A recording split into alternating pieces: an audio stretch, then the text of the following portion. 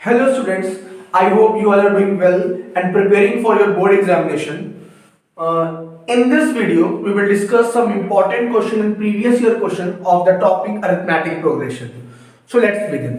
As you can see, the question is written on the board. The sum of first n term of the AP is given by Sn. Sn की value क्या given है बेटा?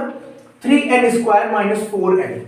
And you have to find its nth term. You have to find its nth term along with 12th term. Okay, so let's begin. So what I will do here, the value of the Sn has been given over here.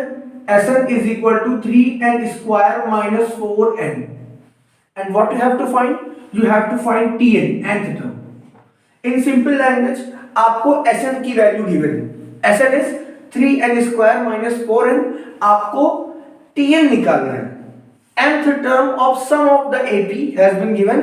आपको general term निकालना है AP का. ठीक है, तो दोनों का formula सबसे पहले आपको पता होना चाहिए. तो हमें पता है कि Sn का फॉर्मूला क्या होता है बेटा? n by 2 2a plus n minus 1 का d. ये होता है Sn. Tn का फॉर्मूला क्या होता है? ये सम ऑफ nth टर्म है. ये सम ऑफ सम नहीं, ये nth टर्म है. ये sum of nth term of the AP और ये जनरल टर्म है. First term, second term, third term निकालने का फॉर्मूला है. सो a plus n minus 1 का d. आपको सबको पता होगा a is the first term, d is the common difference.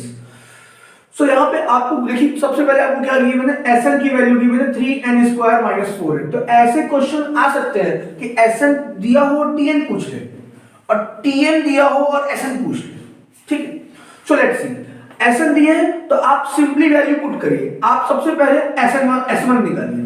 आप n की जगह 1 रखोगे, S1 निकालोगे. तो यहाँ पे 3 1 का whole square minus 4 into 1. So what we have? 3 minus 4 that is -1.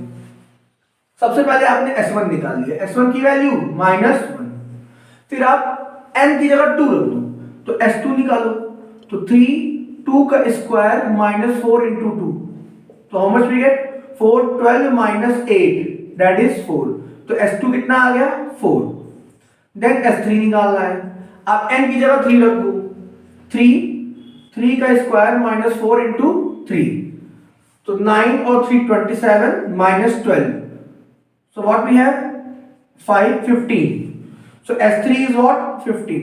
तो अगर इस टाइप के क्वेश्चन एग्जाम में आते हैं तो कुछ नहीं करना. आपको Sn गिवन है, आप n की वैल्यू 1 रखो, n की वैल्यू 2 रखो, n की वैल्यू 3 रखो. That's it.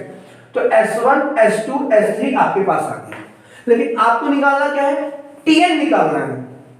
Tn निकालना है. इसका मतलब आपको T1 T2 T3 चाहिए. आपको Tn का फॉर्मूला क्या है? a plus n minus 1 का d. मतलब आपको a और d चाहिए. a और d निकालने के लिए T1 T2 T3 चाहिए. So let's begin. क्या किसी AP में T1 ही S1 होता है क्या? अब आप देखो, कोई AP ले लो. 2 5 8 11. हमने 3 का डिफरेंस ले लिया. 2 5 8 11. ठीक है, इसमें आप देख पा रहे हो फर्स्ट टर्म कौन होगा? ये T1 है. सेकेंड टर्म T2, तो ये थर्ड टर्म है T3, ये फोर्थ टर्म है T4.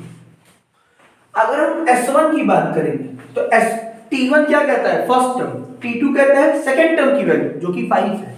T3 कहता है थर्ड टर्म की वैल्यू जो कि 8 है. T4 कहता है 11 टर्म की वैल्यू, सॉरी T4 कहता है फोर्थ टर्म की वैल्यू जो कि 11 है. ओके, सो आप यहां से देखेंगे तो S1 क्या कहता है? मतलब फर्स्ट टर्म का सम, पहले टर्म का सम, तो 2 ही तो आएगा. तो S1 ही T1 है या T1 ही S1 है. आप ऐसा बोलोगे. ठीक है, अब आपको T2 चाहिए. अब आपको T2 चाहिए. पहले S1 निकालिए, T1 निकालिए. तो T1 ही आपके पास क्या है? S1 है. आपको T2 चाहिए. आपको सेकेंड टर्म चाहिए. सेकेंड टर्म निकालने के लिए आप क्या करोगे? S2 minus S1. S2 means दो टर्म का सम. S2 मींस दो टर्म का सम, यानी 2 5 का सम, और माइनस कर दोगे पहले टर्म के सम से. तो 2 और 5 क्या आ जाएगा? 7 minus 2 5. तो दूसरा टर्म आ जाएगा. अगर आपको थर्ड टर्म निकालना है थर्ड टर्म निकालना है। वैसे देखिए यार, अगर आपको थर्ड टर्म फाइंड आउट करना है दिस 8, तो आप क्या करोगे, 3 का सम S3 माइनस 2 का सम S2। तो ये आप समझ लो, आपको थर्ड टर्म चाहिए तो S3 3 का सम माइनस 2 टर्म का सम माइनस कर दो, तो आपको थर्ड टर्म आ जाएगा। तो आपको T1 T2 T3 find out करना है। T1 ही S1 है, तो T1 क्या हो गया, S1 मींस -1। T2 क्या होगा, T2 means S2 minus S1। देखिए S2 माइनस S1, S2 क्या है 4 माइनस S1 क्या है -1। So what we have 4 + 1 that is 5। T2 आपके पास 5 आ गया सेकंड टर्म। ठीक, नाउ वी हैव T3।